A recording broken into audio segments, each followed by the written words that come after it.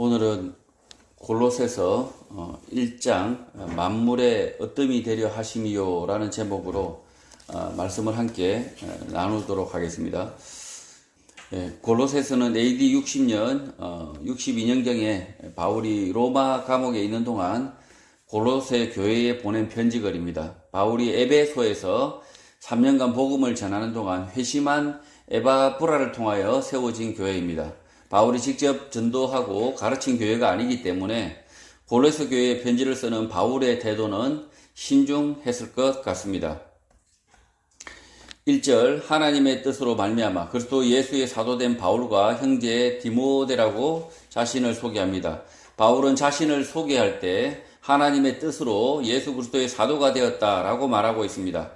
사도는 예수의 제자들로 부름을 받아 예수와 함께 동거동락을 했고 십자가의 죽음과 부활을 함께 경험하고 직접 복음 전도의 소명을 받아든 예수 제자들 뿐이었습니다. 그러나 바울은 다메섹에 있는 예수 믿는 자들을 체포하기 위하여 길을 가던 중 음성으로 예수를 만나 회심하였고 이방인의 전도자로 사명을 받아 이방인들에게 예수 그리스도가 하나님의 아들이다, 그를 믿고 그의 말씀대로 삶으로써 구원을 얻는다라는 복음을 전하였는데, 그 믿은 성도들을 통하여 바울은 비로소 사도됨이 외부로 증명된 것입니다. 그런 바울을 도와 복음을 전하는 것이 자신의 소명이라 여겼던 사람이 디모데입니다. 2절 골로새에 있는 성도들 곧 그리스도 안에서 신실한 형제들에게 편지하노니 우리 아버지 하나님으로부터 은혜와 평강이 너희에게 있기를 바란다고 인사를 합니다. 바울이 말하는 은혜와 평강은 그저 생기는 공짜 돈과 아무 일도 없어서 평온한 상태가 아닙니다. 바울이 말하는 은혜의 의미는 대부분 고난과 핍박, 문제 가운데서 해결을 얻는 것이고, 그 문제 가운데서 예수 그리스도의 말씀을 깊이 깨닫는 것, 하나님의 뜻을 깊이 이해하는 것, 진리를 자신의 것으로 소유하게 되는 것입니다. 또 평화는 아무런 일이 없어서 조용한 상태, 한가한 상태가 아니라 비진리, 거짓말로 인하여 다툼과 문제가 일어남에도 불구하고 예수 그리스도의 말씀, 믿음으로 인하여 가지게 되는 평화인 것입니다. 예수님의 말씀을 듣고 순종하기 위하여 자신의 삶에 문제가 많다면 하나님의 은혜와 평강을 구해야 하는 것입니다. 3절 우리가 너희를 위하여 기도할 때마다 하나님 곧 우리 주 예수 그리스도의 아버지께 감사한다고 합니다. 바울과 디모데가 직접 전도하고 가르친 교회가 아니어서 골로새 교회에 대하여 잘은 모르지만 교회의 소식을 듣고 감사 기도를 했다고 말합니다. 4절 이는 그리스도 예수 안에 너희의 믿음과 모든 성도에 대한 사랑을 들었기 때문이라고 합니다. 바울과 디모데가 골로새 교회의 성도들의 소식을 듣고 하나님께 감사하는 이유는 모든 성도들을 위한 몇 성도들의 헌신, 수고를 들었기 때문이라는 것입니다. 골로새 교회의 성도 가운데 몇 성도가 다른 성도들의 어려운 형편을 돌보는 사랑을 실천했던 것으로 보입니다.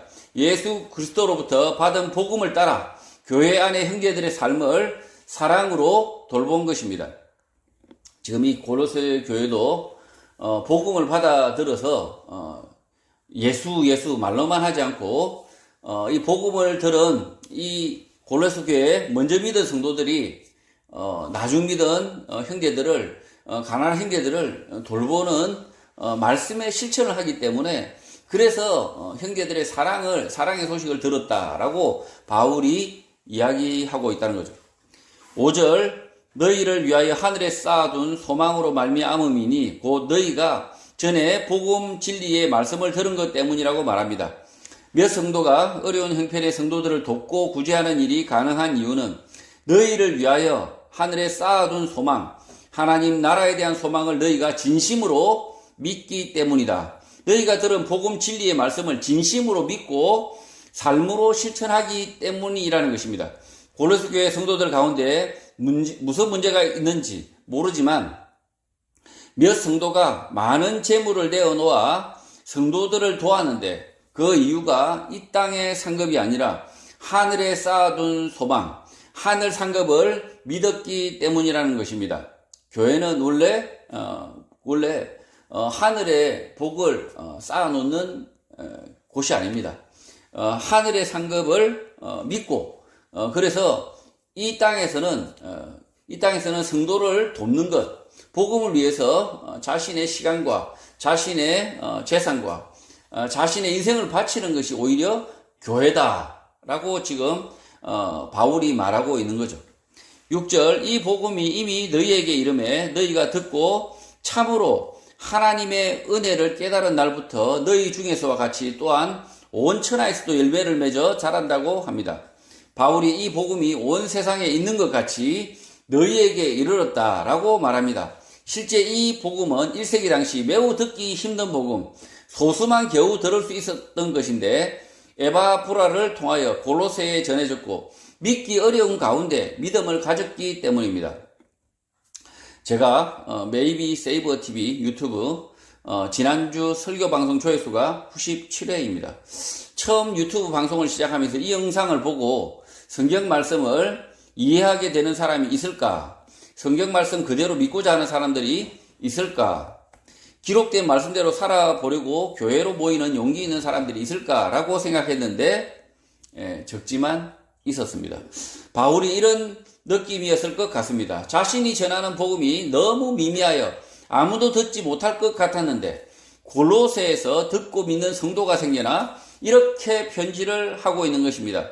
바울이 직접 전도한 것도 아니고 가르친 것도 아닌데 골로새 성도들은 바울이 전한 복음을 전해 듣고 진리 안에서 하나님의 은혜를 알았고 복음을 깨달은 그 날로부터 골로새 교회 성도들 또한 전도를 하여 열매를 맺었다는 것입니다. 믿음의 손자들이 생겼다는 거죠. 기존 성도가 떨어져 나가는 오늘 한국 교회 현실과는 조금 먼 것 같지만 예수원 교회는 예수 그리스도의 복음 말씀을 듣고 내가 먼저 진리 안에서 살고 그 진리 안에서 하나님의 은혜, 하나님의 구원을 다시 전하여 열매를 맺어야 합니다.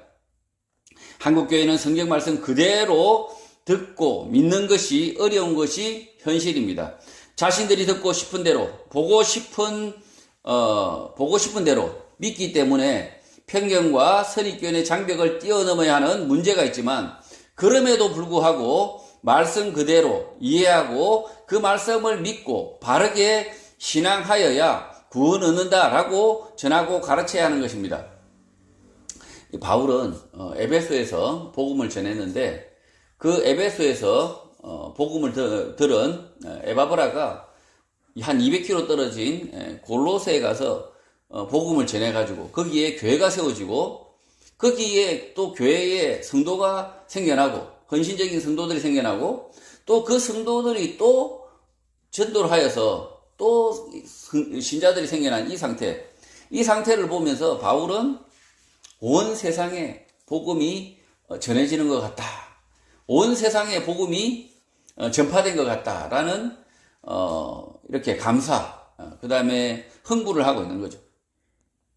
7절, 이와 같이 우리와 함께 종된 사랑하는 에바브라에게 너희가 배웠나니 그는 너희를 위한 그리스도의 신실한 일꾼이라고 말합니다.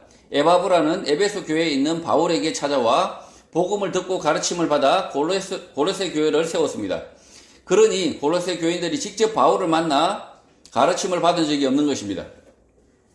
이러한 사람들에게 에바브라는 너희를 위한 그리스도의 신실한 일꾼, 사역자라고 확인해 주는 것입니다. 에바브라가 잘못된 믿음, 잘못된 신앙을 가지고 있었다면 바울이 이런 말을 하지 않았을 것입니다. 8절, 성령 안에서 너희 사랑을 우리에게 알린 자라고 말합니다. 성령 안에서라는 말은 진리 안에서, 말씀 안에서라는 말이 가장 가까운 표현입니다.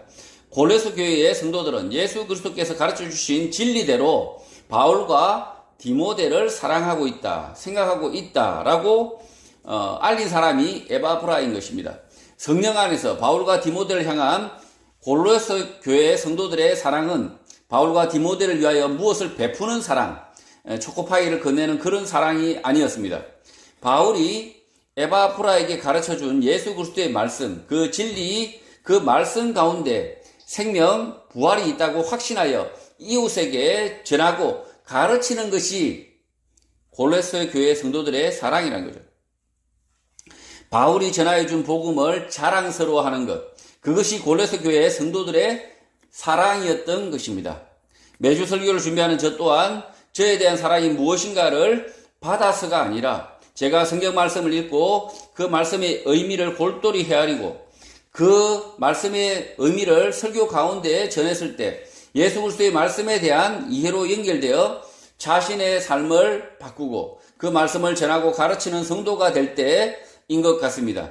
골로새 교회 성도들은 바울을 만난 적이 없으나 그가 전한 말씀, 복음을 사랑하여 그 이웃들에게 가르치고 전했던 것입니다.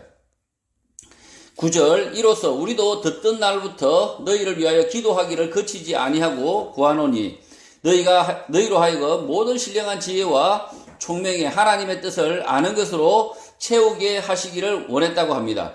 에바브로의 전도로 골로새 교회가 세워졌다, 믿는 사람들이 생겨났다라는 소식을 들은 날부터 바울과 디모데는 기도를 할 수밖에 없었습니다. 에바브로가 가르치는 복음, 말씀이 골로새 성도들에게 전달되는 과정에서 왜곡되지 않을까 염려를 해야 했기 때문입니다. 에바브로를 통하여 가르쳐지고 있는 이 상황 속에서 바울과 디모데가 할 수 있는 일은 모든 지혜와 영적 깨달음을 통하여 그분의 뜻을 온전히 아는 것, 채워지는 것을 기도하는 것입니다. 지금 골로새에서 지금 이렇게 에바브로가 교회를 세웠다라는 소식을 듣고 난 이후부터 바울과 디모데는 기도할 수밖에 없다는 거죠. 그 에바브로가 잘 복음을 전하기를 기도할 수밖에 없었다. 실제 바울은 아마 골로새 교회에 찾아가고 싶은 마음이 있었을 거예요. 있었겠지만 그러나 이 에베소 교회도 에베소 교회 성도들을 보살피는 것이 더 중요했다라고 생각했기 때문에 골로새 교회로 가지 않았던 거죠. 실제 그리고 이 바울이 에바브로를 위해서 그 다음에 골로새 교회 성도들을 위해서 교회가 세워지고 난 이후부터 쭉 계속 그 교회 소식을 듣고 그 다음에 또 기도하고 그렇게 했다는 거죠. 10절, 주께 합당하게 행하여 범사에 기쁘시게 하고 모든 선한 일에 열매를 맺게 하시며 하나님을 아는 것에 자라게 하시길 원한다고 합니다. 바울은 골로새 교회 성도들이 주께 합당하게 행동하고 모든 일에서 주를 기쁘시게 하기를 원한다고 말합니다. 주께 합당하게 행한다는 것이 무슨 말입니까? 종은 중인의 명을 받들어야 합니다. 주의 종들, 예수 그리스도의 종은 그의 명령, 복음 전도의 명령을 받들어야 합니다. 그게 합당하게 행하는 것입니다. 지금 교회가 합당하게 행동하지 않는 교회들이 참 많죠.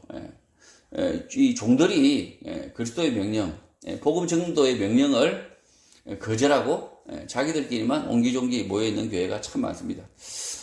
그것은 이 주께 합당하게 행동하는 것이 아니죠. 또 주를 기쁘시게 하는 것은 무엇입니까? 주의 말씀을 따라 자신의 삶을 성실하게, 의롭게, 진실하게 사는 것입니다. 삶의 이유를 잃어버리고 헤매는 사람은 삶을 주신 주인을 실망시키는 일이고 주를 기쁘게 하는 삶을 살지 못하는 것입니다. 이 땅에 삶을 주신 하나님, 그 하나님의 뜻을 알고 자신의 삶을 기쁘게 사는 게 주를 범사에 기쁘게 하는 일입니다. 바울은 골로새 새 신자들에게 기대가 더 있었습니다. 모든 선한 일에서 열매를 맺고 하나님을 아는 것에서 자라나길 기대해야 합니다. 선한 일에서 열매를 맺는 것을, 새 신자를 얻는 것, 전도의 열매를 얻는 것이라고 생각할 수 있지만 이 본문에서는 다른 것으로 보입니다. 선한 일, 의로운 일은 대부분 불의에 맞서는 일, 악인들로부터 피해를 입은 사람들을 돌보는 일이 선한 일입니다. 이런 일을 하다 보면 하나님의 뜻을 깊이 이해하게 됩니다. 사건이 생겨나고 가해자와 피해자로 구분될 때 그 사건에 개입해보면 실제 가해자와 피해자가 바뀌어 있을 수 있고 둘 다 가해자, 피해자 양쪽 성격을 모두 가질 수 있습니다. 이런 복잡한 문제들 가운데 선한 일을 추구하다 보면 하나님을 점점 더 깊이 알아가는 것입니다. 바울은 하나님을 아는 것에서 자라나는 방법은 선한 일을 하여 결과를 얻고 있을 때 가능하다라고 말하는 것 같습니다. 아무 일도 하지 않는다면, 선한 일을 도모하지 않으면서 하나님을 안다는 것은 불가능입니다. 가만히 앉아서 설교만 듣고 하나님을 이해할 수 있을 것 같다라고 생각은 할 수 있지만 불가능입니다. 실업교육에서 Learning by Doing이라는 슬로건이 있습니다. 자신이 배운 지식이 현재 상황에 맞는지를 확인해보고 이를 반복하면서 배운 지식을 확대해가는 탐구 방법입니다. 정주행이 말한 해봤어와 같은 뜻입니다. 한국 교회는 선한 일을 겪어보지 않고 머릿속에서 하나님을 알려고 하지만 불가능입니다. 수박 겉핥기입니다. 하나님을 아는 방법은 다른 길이 없습니다. 선한 일에 헌신하는 수밖에 없습니다. 오늘 한국 사회에 교회가 선한 일에 참여하지 않습니다. 불의와 맞서는 일에 참여하지 않습니다. 불의를 당한 자들의 눈물을 닦아주고 그들의 피해를 보상하려고 노력하지 않습니다. 교회가 이 사회 문제에 참여하면 복잡하니까, 너무 복잡하고 잘못하면 다른 길로 빠질 수 있으니까, 그러니까 참여하면 안 된다라고 가르치는 사람도 있습니다. 그렇게 하면 하나님을 알 수가 없습니다. 우리가 실제 교회가 참여하게 되면 우리가 실컷 도운 사람이 살인자일 수도 있고 사기꾼일 수도 있습니다. 교회가 그렇게 사기를 많이 당합니다. 그러나 그 교회가 사기를 당했다고 해서 선한 일을 도모하지 않으면 안 된다는 거죠. 선한 일을 도모해서 사기꾼에게 교회가 사기를 당해보기도 하고, 그리고 또 결과를 내어보기도 하고, 이렇게 함으로써 어떻게 됩니까? 하나님을 더 깊게 이해하게 된다는 거죠.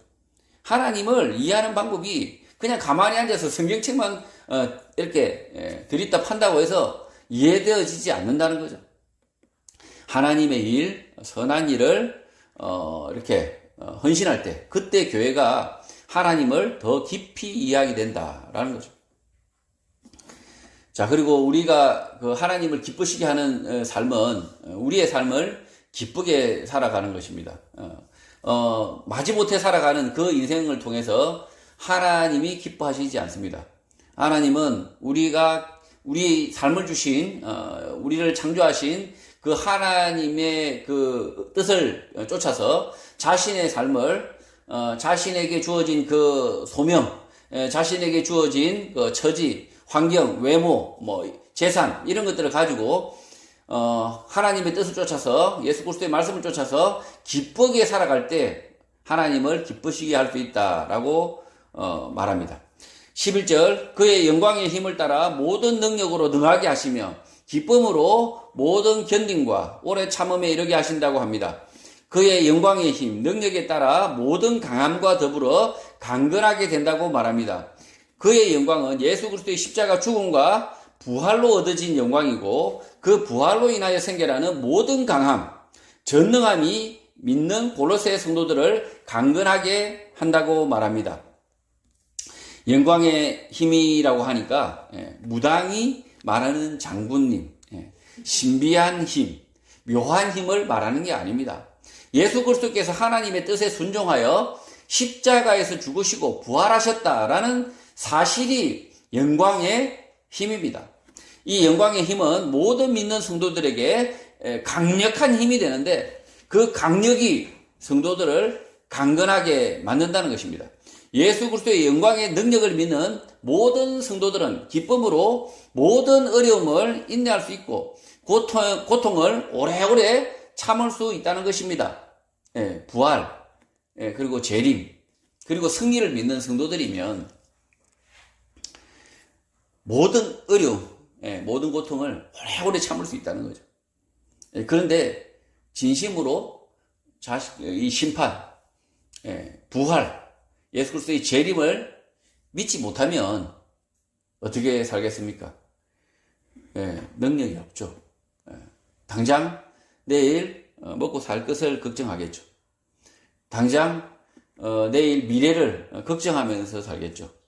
그래서 예수 그리스도의 부활을 믿는, 지금 이 고로새 교회는 예수님께서 성천하신 지 불과 30년도 채 안 됐습니다. 성취 30년도 채 안 됐는데 또 다르게 보면 30년이 아주 긴 세월이 지났습니다. 우리가 볼 때는 30년은 얼마 지나지 않았다 생각하지만 그 사람들 입장에서 보면 30년이라는 세월은 예수 재림을 바란 지가 벌써 30년이 됐다는 거죠. 그럼에도 불구하고 예수 그리스도의 재림, 부활을 믿는 성도들은 모든 어려움을 인내할 수 있고 고통을 오래오래 지금 30년 이상 참았습니다. 12절 우리로 하여금 빛 가운데서 성도의 기업의 부분을 얻기 합당하게 하신 아버지께 감사하기를 원한다고 말합니다. 개역 개정 성경 말씀이 언뜻 이해하기가 어렵습니다. 그러나 킹 제임스 영문 성경을 읽어보면 바울이 무슨 말을 하고자 하는지 쉽게 알 수가 있습니다. 이 partakers는 동업자, 참가자라는 의미인데 바울과 고로새 교회 성도들이 동업자로 만나게 하신 하나님께 감사한다라는 뜻입니다. 이 동업자들은 빛의 성도로서 하나님의 나라 상속, 기업, 지분을 가지고 있다는 것입니다. 바울과 고로새 교회 성도들은 복음을 전하는 동업자들로 만났는데 이 만남은 하나님의 뜻이다. 하나님의 계획이다. 그래서 하나님께 감사한다는 것입니다. 사업, 동업을 해본 사람들은 잘 압니다. 사업, 동업을 할 때 내 지분이 얼마나 중요한지 압니다. 상법에서는 단 한 주라도 많은 사람이 대주주가 되어서 거대 회사의 주인 역할을 합니다. 삼성전자 이재용의 현재 보유 주식은 전체 주식의 1.63%입니다. 물론 삼성생명 8.51%, 삼성물산 5.01%를 더하여서 시가총액 480조 회사의 최대 주주 회장 행세를 하는 것입니다. 이처럼 주식 지분을 가진다는 것은 매우 중요한 의미를 가집니다. 바울은 고로새 교회 성도들과 동업자로 만났는데 하나님 나라의 주식, 지분, 기업, 상속분을 함께 가지고 있다고 말하는 것입니다. 지금 삼성 이재용이가 1.63%만 가지고 있어도 삼성전자를 지배하고 있습니다. 회장으로 지배하고 있습니다. 지금 이 바울과 고로새 교회 성도들이 동업자로 만났는데 그들이 지분을 가지고 있다는 거죠. 바울 1%, 고로새 교회 또 1% 이렇게 해서. 그러나 그 단 1%만 해도 하나님 나라가 어마어마하게 크기 때문에 지금 삼성전자보다 훨씬 크겠죠. 하나님 나라가. 그러니 이 바울이 말하는 지분, 이 고로새 교회의 상속, 기업 이렇게 이야기하는 것은 어마무시하게 우리가 하나님의 지분을 가지고 있다, 재산을 가지고 있다라고 이야기하는 거죠. 고로새 교회 성도들이 전도하는 것에 바울의 지분, 주식도 있다라고 생각하는 것입니다. 고로새 교회 성도들이 전도하면 바울에게 상급, 지분이 나눠지는 구조인 것입니다. 바울이 얼마나 기쁘겠어요. 고로새 교회 성도들이 전도해서 자신의 지분이 커지고 있다는 거죠. 회사가 돈을 벌면 주식을 가진 사람들의 주가가 올라가서 재산이 늘어나고 또 정기적으로 현금 배당을 해서 돈이 입금되는 것과 같은 것입니다. 바울은 고로새 교회 성도들과 하나님 나라의 지분을 두고 동업자가 되었다라고 기뻐하는 것입니다. 저희들은 얼마의 지분을 가지고 있을까요? 저희 예수원교회는 하나님 나라의 지분을 가지고 있을까요? 0분의 1. 한 주만 가지셔도 됩니다. 한 주. 한 주만 가지셔도, 단 한 주만 가지셔도 충분하다. 13절, 그가 우리를 흑암의 권세에서 건져내사 그의 사랑의 아들의 나라로 옮기셨다고 합니다. 바울도 고로새 교회 성도들도 처음에는 어둠의 권세 아래에 있었는데 하나님께서 자신의 사랑하는 아들의 왕국으로 바울, 고로새 교회 성도들을 옮겼다는 것입니다. 원래는 빈털터리 백소였는데 하나님의 은혜로 하나님 나라의 상속인 지분, 주식을 가진 사람들이 된 것입니다. 14절 그 아들 안에서 우리가 속량 곧 제사함을 얻었다고 합니다. 예수 그리스도 그의 십자가 피로 인하여 우리의 죄가 사함받았다, 속량함을 받았다라고 말하는 것입니다. 바울과 고로새 교회 성도들은 원래 어둠의 자식들, 죄의 대가로 죽음, 지옥 갈 운명이었으나 예수의 죽으심과 피로 인하여 속량을 얻은 것입니다. 15절, 그는 보이지 아니하는 하나님의 형상이시요 모든 피조물보다 먼저 나신 이라고 말합니다. 예수는 보이지 않는 하나님의 형상이다. 사람으로 찾아오신 예수를 잘 보면 하나님을 알 수 있다는 것입니다. 또 모든 피조물보다 먼저 나신 이라고 하는데 창세전에 하나님과 함께 계셨다. 성자 하나님이시다라는 것입니다. 이 말씀의 의미가 대단히 중요합니다. 그는 보이지 아니하시는 하나님의 형상이요 모든 피조물보다 먼저 나신 이다라는 이 바울의 지금 이 편지글은 대단히 중요한 의미를 가지고 있습니다. 이 편지글의 의미는 구약 성경의 한 줄 요약이라는 거죠. 구약 성경을 단 한 줄로 요약하라면 이거라는 거죠. 그래서 창세기부터 말라기까지 구약 성경을 제대로 읽지 않아도 지금 이 골로새 교회 성도들은 이 구약 성경을 다 읽은 것 같다는 거죠. 이 15절의 말씀이 그는 예수 그리스도는 보이지 아니하는 하나님의 형상이시요 모든 피조물보다 먼저 나신 이다. 창세기부터 말하기까지 다 설명하고 있다는 거죠. 16절, 만물이 그에게서 창조되되 하늘과 땅에서 보이는 것들과 보이지 않는 것들과 혹은 왕권들이나 주권들이나 통치자들이나 권세들이나 만물이 다 그로 말미암고 그를 위하여 창조되었다고 말합니다. 나사렛의 예수에 대하여 구약의 말씀을 깊이 묵상해왔던 바울이 이렇게 표현하는 것입니다. 만물은 예수로부터 창조되었는데 하늘과 땅, 보이는 것들과 보이지 않는 것들, 왕권, 주권, 통치자, 권세들과 같은 모든 것들이 다 그가 만들었고 그를 위하여 창조되었다라는 것입니다. 바울의 이런 깨달음은 베드로의 고백, 주는 그리스도시요 살아계신 하나님의 아들입니다 라는 고백과 함께 신약 교회의 큰 유산이 되어서 지금도 면면히 교회에 이어져 오는 것입니다. 자, 지금 바울이 15절과 16절에서 아주 중대한 이야기를 하고 있습니다. 다 그 만물이 다 그로부터 났고 그를 위하여 창조되었다.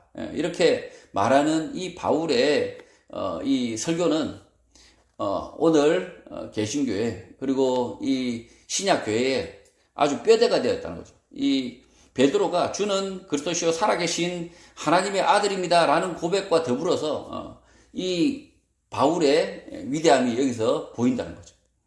바울이 전한 것은 결국은 오랫동안 바울이 이 율법주의자 바리새인으로 살았던 이 바울이 예수 그리스도를 만나고 난 이후에 예수 그리스도의 말씀을 깊이 전해 듣고 그리고 그 들은 말씀을 가지고 다시 구약의 말씀을 다시 반추했을 때 그 구약의 말씀을 이렇게 바울이 설명하고 있었다는 거죠. 바울 아니면 이런 설명이 불가능했다는 거죠.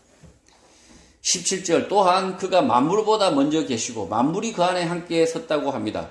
예수는 모든 것보다 먼저 계셨고 만물은 그분으로 인하여 존재한다라고 바울이 말하는 것입니다. 바울 사도 아니면 이런 말을 못한다는 거죠. 예수 그리스도가 없다면 만물은 존재하지 않는다는 것입니다. 반대로 만물은 예수 그리스도로 인하여 존재한다. 구속함을 받는다. 구원을 얻는다라는 것입니다. 지금 이 세상의 땅도 이 환경도 다 누구로부터 구원을 얻습니까? 예수 그리스도로부터 구원을 얻는다는 거죠. 사람뿐만 아니라 모든 지구 환경도 예수 그리스도로부터 예수 그리스도로 인하여 구원을 얻는다는 거죠. 환경운동가들은 이 말씀을 다시 새겨 들어야 합니다. 만물은 예수 그리스도로 인하여 서 있다, 존재한다라는 것입니다. 북극곰을 우리가 보호한다고 하여 영원히 존재하게 할 수 없습니다. 자연 만물을 사람이 보존할 수 있다고 생각하는 것은 오만입니다. 사람은 기껏 100년 살다 가는 만물의 일부분이고 우리가 존재하는 것도 예수 그리스도 때문입니다. 따라서 자연 환경을 일부러 남용할 필요는 없지만 그렇다고 우리가 지키겠다는 오만은 버려야 하는 것입니다. 못 지킵니다. 엉뚱한 짓을 하는 것입니다. 예수 그리스도에 대한 믿음이 없기 때문에 생겨나는 비진리, 거짓말인 것입니다. 제가 환경운동가들을 미워하는 이유는 사람이 지구를 지킨다라는 것이 비진리, 거짓말이기 때문입니다. 실제 우리가 거북이를 보호한다고 생각해 보십시오. 거북이. 저보다 훨씬 더 오래 사는 거북이를 제가 어떻게 거북이를 보호합니까? 제가 끼끄대에 100년 사는데 거북이는 저보다 훨씬 더 오래 사는데 이 말이 안 되는 거죠, 실제로. 시간상으로도 말이 안 됩니다. 그런데도 불구하고 자신이 마치 이 거북이를 아주 거북이보다 훨씬 더 이렇게 짧게 사는 그 인생이 거북이를 보호한다 이렇게 얘기하면 거짓말이 되는 거죠. 18절 그는 몸인 교회의 머리시라 그가 근본이시요 죽은 자들 가운데서 먼저 나신 이시니 이는 친히 만물의 어뜸이 되려 하심이라고 합니다. 예수는 몸, 교회의 머리라고 바울이 말합니다. 성도는 예수 그리스도의 몸, 팔다리, 가슴, 배라는 것입니다. 교회의 머리가 목사가 될 수 없습니다. 목사, 전도자, 설교자의 생각이 아니라 예수 그리스도의 말씀을 따라가야 하는 것입니다. 예수는 모든 만물의 시작, 근본이고 죽은 자들 가운데서 먼저 나시니 처음 부활하신 분인데 그 이유는 예수께서 모든 것보다 뛰어난 어뜸이 되게 하려는 것이라고 합니다. 바울이 예수 그리스도의 만물의 어뜸이 되심을 강조하는 이유가 무엇이겠습니까? 예수 그리스도가 만물 가운데 어뜸이 아니라 전하는 사람, 목사가 어뜸이 되어 행세를 하기 때문입니다. 오늘 한국교회 안에서도 목사, 장로가 어뜸인 교회가 많습니다. 오죽하면 바울이 뻔한 이치를 이렇게 길게 설명을 하고 강조를 하겠습니까? 지금 예수 그리스도께서 만물의 어뜸이시다 이렇게 이야기하는 이유가 뭐겠습니까? 교회 안에서 목사, 전도자, 그 다음에 장로, 설교자들이 어떤 행세를 하기 때문이죠. 그래서 지금 바울이 이렇게 예수 그리스도께서 만물의 어뜸 되신다라고 이렇게 강조를 하고 있다는 거죠. 바울은 골로새 교회와 한국 교회가 이럴 줄 알고 만물의 어뜸은 예수 그리스도다라고 강조를 하고 있는 것입니다. 예수 그리스도의 말씀은 없는 셈 치고 목사, 장로 제멋대로 하는 교회가 수두룩합니다. 예수 그리스도가 만물의 어뜸이 아니라 세상 물정을 잘 아는 장로가 어뜸이 되기도 하고 신령한 세계를 잘 안다는 목사가 어뜸이 되기도 하지만 예수 그리스도가 교회의 머리시고 만물의 어뜸이라는 것입니다. 교회는 예수 그리스도의 말씀으로 모든 세상 문제를 생각하라는 것입니다. 지금 바울이 교회 만물의 어뜸은 예수 그리스도다라고 이야기하는 이 뜻은 말의 뜻은 교회가 여러 가지 문제가 생겨날 거 아닙니까? 여러 가지 문제가 생겨나는데 이 교회 문제를 목사가 장로가 제멋대로 생각한다는 거죠. 제멋대로 이 모든 문제에 이 세상 모든 문제의 어뜸은 누구시라고요? 예수 그리스도십니다. 그러니까 예수 그리스도께서 지금 마태, 마가, 누가, 요한 이렇게 복음서에서 말씀하신 것들 이런 것들이 그리고 제자들이 그 예수 그리스도의 말씀을 우리에게 전해주고 있지 않습니까? 그 말씀 속에 다 있다는 거죠. 그 말씀 속에 다 있다. 예수 그리스도의 말씀을 어떤 으로 생각하라는 거죠. 모든 문제, 하다못해 집을 파는 문제, 집을 사는 문제, 아니면 교회에 건축을 하는 문제, 모든 문제, 화장실을 장애인 화장실을 만들지 말지 이런 모든 문제는 무엇을 기준으로 하라는 겁니까? 예수 그리스도. 예수 그리스도의 말씀으로, 예수 그리스도의 말씀을 어떤 받들어서 그 문제를 생각하라는 거죠. 근데 그렇게 하지 않습니다. 예수 그리스도가 이 모든 만물의 어뜸이다. 말로만 하고, 그냥 자기들이 어뜸입니다. 자기들의 생각과 자기들의 의견이 어뜸이 되는 거죠. 19절, 아버지께서는 모든 충만으로 예수 안에 거하게 하신다고 합니다. 이 말씀도 쉽게 이해되지 않지만, 킹 제임스 영문 성경을 보면 보다 쉽게 이해가 됩니다. 교회가 모든 문제를 예수님의 말씀으로 생각하고 이해하는 것은 하나님을 기쁘시게 하는 것이다 라는 것입니다. 하나님 아버지께서는 그분 안에 모든 충만이 거하는 것을 기뻐하신다는 것입니다. 반대로 교회가 예수 그리스도의 말씀으로 충만하게 채우지 않고 자신들의 경험, 주장, 의견으로 채운다면 하나님께서 기뻐하지 않으신다는 것입니다. 목사, 장로, 성도들의 경험, 주장, 의견으로도 교회는 어떻게든 잘 굴러갑니다. 그러나 그런 교회가 굴러는 갈지를 몰라도 하나님을 기쁘시게 못하는 것입니다. 여기 보면 킹 제임스 영문 성경에 보면 포이 플레저 이렇게 플레저드 파더 이렇게 되어 있습니다. 하나님을 기쁘시게 하기 위해서는 모든 문제 가운데 예수 그리스도가 충만하다라는 걸 믿어야 된다는 거죠. 그래서 모든 문제를 대할 때 교회가 모든 문제를 대할 때 이 목사의 의견이 아니라 장로의 의견이 아니라 먼저 예수 그리스도의 말씀을 먼저 생각해야 된다는 거죠. 그래서 물론 교회도 목사의 의견, 장로의 의견, 성도들의 의견을 쫓아서 결정하고 행동한다고 해도 교회는 이렇게 굴러갑니다. 굴러는 가지만 결국 하나님을 기쁘시게 못한다라는 거죠. 20절 그의 십자가의 피로 화평을 이루사 만물 곧 땅에 있는 것들이나 하늘에 있는 것들이 그로 말미암아 자기와 화목하게 되기를 기뻐하신다는 것입니다. 예수 그리스도가 만물의 으뜸이 되는 이유, 교회의 모든 문제를 예수 그리스도의 말씀을 따라야 하는 이유는 그의 십자가 피를 통하여 평화를 이루기 때문이다. 평화를 가지기 때문이라는 것입니다. 교회가 예수 그리스도의 말씀대로 하면 교회에 싸움이 없다. 문제가 없다. 평화가 임한다라는 것입니다. 예수 그리스도는 모든 만물, 땅에 있는 것들이나 하늘에 있는 것들을 자신에게 조화시킬 수 있다. 화해시킬 수 있다. 수용하게 할 수 있기 때문에 교회는 예수 그리스도만을 받들면 된다는 것입니다. 교회 이름을 짓는다면 예수 제일교회, 예수 어떤 교회가 본문 말씀과 일치하는 것인데 그 교회에 가보면 예수 제일교회 이렇게 이름 지은 교회, 예수 어떤 교회라고 이름 지은 교회, 그 교회에 가보면 실망스럽게도 교회 이름과 달리 담임 목사가 어떤 제일인 경우가 비일비재합니다. 진짜 예수 제일교회가 되어야 하는데 예수 어떤 교회가 되어야 하는데 그렇게 못하는 이유는 모든 일 가운데 예수 그리스도의 충만함, 말씀, 방법이 있다는 것을 인정하지 않기 때문입니다. 그러니까 만물 안에 예수 그리스도는 충만하다라는 것을 믿지 않기 때문에 모든 문제 가운데 예수 그리스도의 말씀은 충만하다라는 것을 믿지 않기 때문에 그러니까 결국은 많은 교회가 담임 목사 어떤 교회가 되어버리는 거죠. 지금 교회가 가장 주의해야 될 사람이 누굽니까? 이 교회에서 가장 조심해야 될 사람이 누굽니까? 담임 목사 아니면 설교자. 제가 지금 저는 말씀을 가르치고 있으니까 저죠. 그러니까 저의 의견을 사람들이 다들 뭔가 정치하려고 할 수 있습니다. 그러나 저의 의견이 아니라 뭐를 생각해야 됩니까? 성도들도 예수 그리스도의 말씀을 생각해야 된다는 거죠. 어떤 일을 정할 때 모든 일을 정할 때 성도들의 의견이 아니라 내 생각이 아니라 아니면 뭐 담임 목사의 생각이 아니라 예수 그리스도의 말씀이 우선이다, 으뜸이다라는 거죠. 21절 전에 악한 행실로 멀리 떠나 마음으로 원수가 되었던 너희라고 합니다.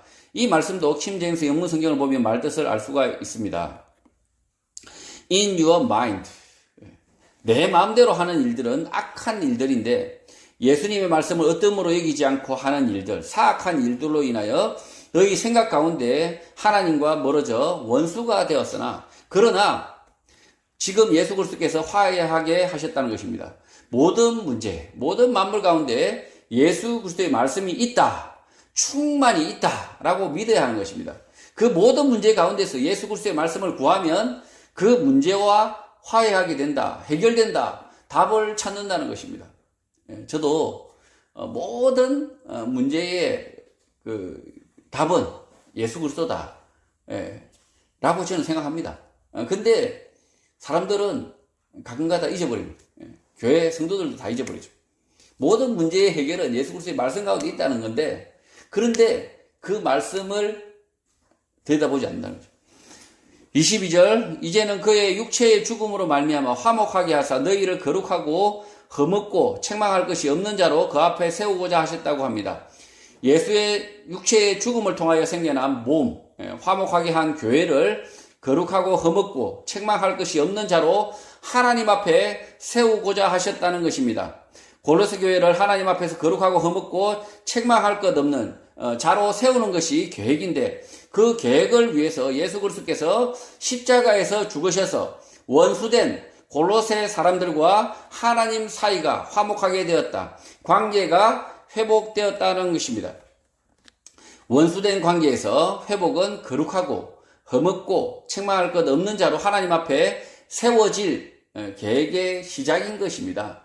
그러니까 원수의 관계를 털어낸다. 그 이후에 이제 어떻게 됩니까? 이제 거룩해지고 흠없고 책망할 것 없는 자로까지 세워질 때까지 이제 출발이라는 거죠. 23절 만일 너희가 믿음에 거하고 터 위에 굳게 서서 너희 들은 바 복음의 소망에서 흔들리지 아니하면 그리하리라. 이 복음은 천하 만민에게 전파된 바요. 나 바울은 이 복음의 일꾼이 되었다라고 말합니다. 바울은 골로새 교회가 거룩하고 흠없고 책망할 것 없는 자로 하나님 앞에 세워지는 계획이 성취되는 조건에 대해서 만약 무엇을 하면이라고 말하고 있습니다. 만약 너희가 믿음 안에 틀을 다져 정착하고 너희가 들은 복음의 소망에서 떠나지 아니하면 그렇게 된다는 것입니다. 반대로 그렇게 못하면 그 계획은 성취되지 못한다. 미완성이 된다. 거룩하지 않고 흠이 있고 책망할 것이 많은 상태로 하나님 앞에 선다는 것입니다.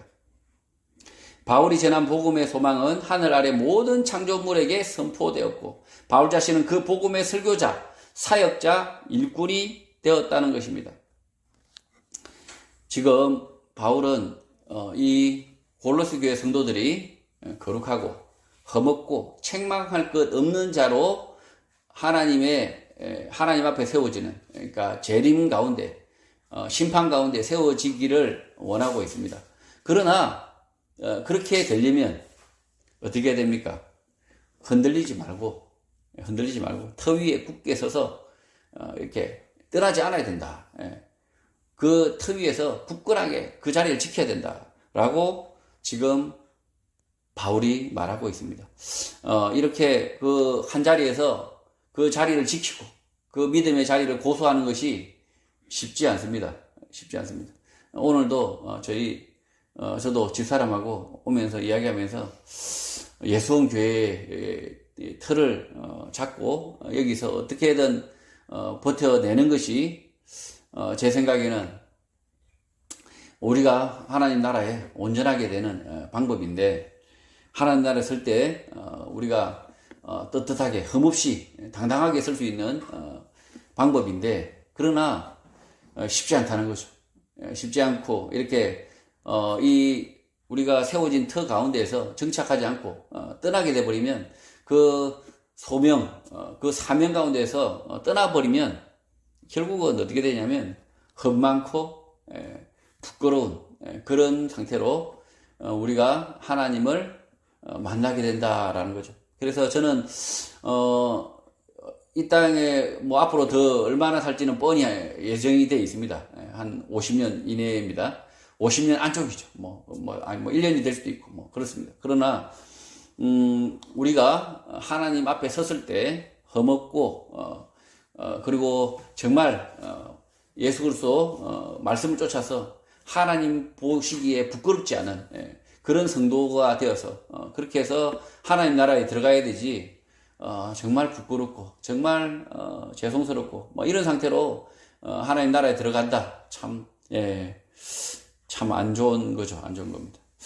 24절 나는 이제 너희를 위하여 받는 괴로움을 기뻐하고 그리스도의 남은 고난을 그의 몸된 교회를 위하여 내 육체에 채운다고 말합니다. 바울은 골로새 교회를 위하여 받는 괴로움을 기뻐한다고 말합니다. 또 그리스도의 비탄, 고뇌 뒤에 있는 것을 그분의 몸, 곧 교회를 위해 내 육체 안에 채운다고 말합니다. 바울은 지금 로마 감옥에 갇혀서 골로새 교회 성도들에게 편지를 쓰고 있는데 곧 비장한 말들을 편지글에 옮길 예정인 것입니다. 그리스도의 남은 고난, 그리스도의 고난들 뒤에 있는 것을 자신의 육체 안에 채우겠다라는 표현은 골로새 교회 성도들의 구원의 문제는 예수 그리스도께서 다 해결하셨죠. 구원의 문제를 빼고 남은 문제, 나머지 문제들, 골로새 교회가 직면하고 있는 모든 문제들을 바울 자신이 바울 자신이 직접 감당해 보겠다, 고쳐 보겠다라는 것입니다. 고로스 교회 안에 어떤 문제가 생겨나서 그 편지를 쓰고 있는데 그것에 대하여 바울이 몸으로 감당할 수 있으면 감당하겠다라는 것입니다. 고로스 교회가 직면한 문제가 무엇인지는 명확하게 알 수 없지만 다음 장에서 이렇게 짐작만 할 수 있을 것 같습니다. 바울은 자신이 이 고로스 교회 성도들이 예수 그리스도께서 구원하시는 그 문제 외에 나머지 문제들이 생겨납니다. 모든 인간적인 문제들이 막 생겨나겠죠. 뭐 이런 문제도 생겨나고 저런 문제도 생겨나고 예수 그리스도께서 십자가에 죽으시고 구원하신 그 문제 외에 나머지 있는 모든 문제는 바울 자신이 직접 내 몸으로 채워보겠다라고 이야기하는 거죠. 대단한 결심을 이야기하고 있는 겁니다. 그러니까 고로스 교회에 뭐가 어떤 문제가 생겨나든지 그 문제를 이 바울이 한번 다 감당해 보겠다. 만약에 고로스 교회의 빚이 막 1억 원 있다고 하면 그 1억 원도 바울이 자신이 한번 채워보겠다. 이렇게 지금 말하고 있다는 거죠. 그만큼 지금 고로스 교회의 문제에 대해서 바울이 정말 교회가 그 바울이 세운 교회가 아니지만 정말 바울이 그 교회를 정말 마음속 깊이 생각하고 있다는 거죠. 25절 내가 교회의 일꾼 된 것은 하나님이 너희를 위하여 내게 주신 직분을 따라 하나님의 말씀을 이루려 함이라고 합니다. 바울이 골로새 교회의 일꾼 사역자가 된 것은 너희를 위하여 내게 주신 하나님의 경륜 직분을 따라 하나님의 말씀으로 채우기 위함이다. 말씀을 바르게 가르치기 위함이다. 온전하게 가르치기 위함이다 라고 말합니다. 골로새 교회는 바울이 아니라 에바브라가 전도하고 세운 교회이기 때문에 하나님의 말씀이 부족하다. 아직도 그렇다는 소식을 듣고 바울이 사역자, 일꾼 된 이유가 골로새 교회 성도들에게 말씀으로 채우는 사람, 말씀을 가르치는 사람으로 부르셨기 때문이라는 것입니다. 26절 이 비밀은 만세와 만대로부터 감춰졌던 것인데 이제는 그의 성도들에게 나타났다고 말합니다. 바울이 골로새 교회 성도들의 말씀, 사역자, 일꾼이 되는 일은 여러 시대와 여러 세대로부터 감추어져 있었는데 이제 골로새 교회 성도들에게 드러난 신비, 비밀이라는 것입니다. 바울이 다메섹으로 예수 신자들을 체포하러 갈 때만 해도 그 누구도 바울이 예수 그리스도의 복음을 이렇게 골로새 교회 성도들에게 전하고 가르칠 줄을 몰랐습니다. 또 그 누구도 바울이 골로새 교회 성도들에게 하나님의 말씀을 가르칠 줄 몰랐다는 것이고 그것이 비밀이다, 신비다라는 것이죠. 지금 이 바울은 자신이 지금 이 골로새 교회 성도들에게 복음을 전하는 것도 이게 신비라는 거죠. 자신이 그 다메섹의 형제들, 주의 형제들을 다 죽이려고 그냥 아주 난리를 치던 사람인데 그 사람이 지금 이방인인, 그것도 유대인도 아니고 이방인인 골로새 교회의 성도들을 뭐 얼굴도 제대로 모르던 사람, 아무것도 관계도 없는 사람들을 전혀 친인식도 아니고 아무 관계도 없는 사람들을 가르치고 있다. 예수 그리스도의 말씀 안에 주의 형제로 대하고 있다. 이게 창세전부터 이렇게 숨겨져 있었던 비밀이다, 신비다라고 이야기하는 거죠. 27절 하나님이 그들로 하여금 이 비밀의 영광이 이방인 가운데 얼마나 풍성한지를 알게 하려 하심이라. 이 비밀은 너희 안에 계신 그리스도이시니 곧 영광의 소망이라고 말합니다. 하나님은 이방인들 가운데서 자신의 성도들인 골로새 교회 성도들에게 이 신비, 비밀의 영광이 얼마나 풍성한지 알게 하려고 하심이라고 말합니다. 이 신비, 비밀은 너희 안에 계신 그리스도, 곧 영광의 소망이라고 말합니다.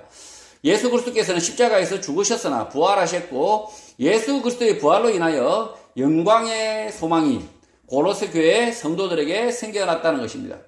지금 바울은 이 예수 그리스도의 십자가 죽으심으로 인해서 자기가 그 예수 그리스도를 믿었고 그리고 지금 이 골로새 교회 이방인들 전혀 유대인도 아니고 뭐 복음하고는 아무 관계도 없는 이 사람들이 믿음의 생활을 할 때 이 영광의 소망이다 라고 이야기하고 있다는 거죠. 예수 그리스도의 부활로 인하여서 생겨난 영광의 소망, 이것이 골로새 교회 성도들에게 생겨나는데 이게 비밀이고 신비다. 창세전부터 감추어졌던 것인데 그것이 지금 드러난 것이다 라고 지금 바울이 말하고 있는 것입니다. 1세기 교회 성도들은 예수 그리스도의 재림과 부활의 소망을 가지고 살았고 오늘 한국 교회 성도들도 마찬가지 재림과 부활의 소망으로 살 수 있다, 신앙할 수 있다는 것입니다. 그리스도인에게 영광의 소망, 비밀, 신비가 없다면 불신자인 것입니다. 28절 우리가 그를 전파하여 각 사람을 권하고 모든 지혜로 각 사람을 가르침은 각 사람을 그리스도 안에서 완전한 자로 세우려 함이라고 말합니다.